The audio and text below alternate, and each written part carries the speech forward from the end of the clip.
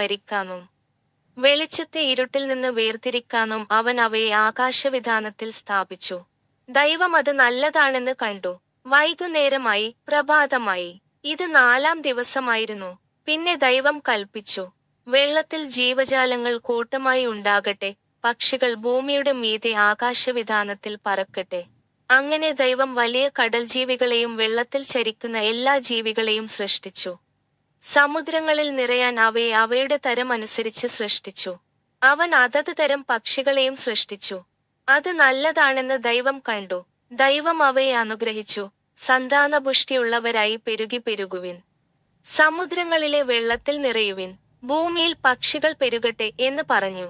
വൈകുന്നേരവും പ്രഭാതവുമായി. ഇത് 5-ാം ദിവസമായിരുന്നു.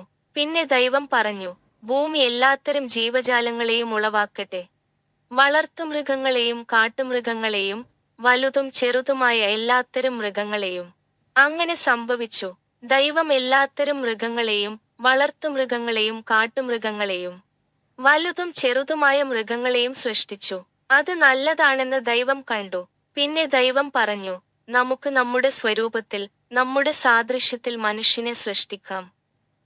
സമുദ്രത്തിലെ മത്സ്യത്തിന്മേലും ആകാശത്തിലെ പക്ഷികളുടെ മേലും എല്ലാ കാട്ടുമൃഗങ്ങളുടെ മേലും മുഴുവൻ ഭൂമിമേലും അവന് ആധിപത്യം ഉണ്ടായിരിക്കട്ടെ.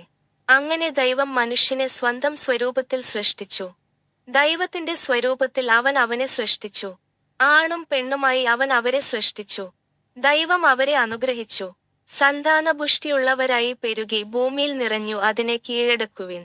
സമുദ്രത്തിലെ മത്സ്യങ്ങളുടെയും ആകാശത്തിലെ പറവകളുടെയും ഭൂമിയിൽ ചരിക്കുന്ന സകല ജീവജാലങ്ങളുടെയും മേൽ വാഴുവിൻ എന്നു കൽപ്പിച്ചു.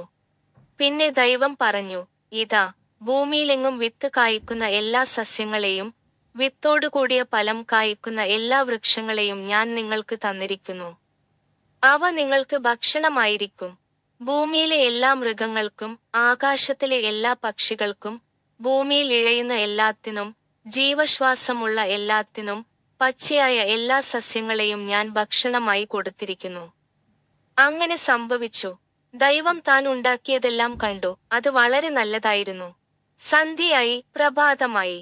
ഇത് 6-ാം ദിവസമായിരുന്നു. അങ്ങനെ ആകാശവും ഭൂമിയും അവയിലുള്ളതെല്ലാം പൂർത്തിയായി.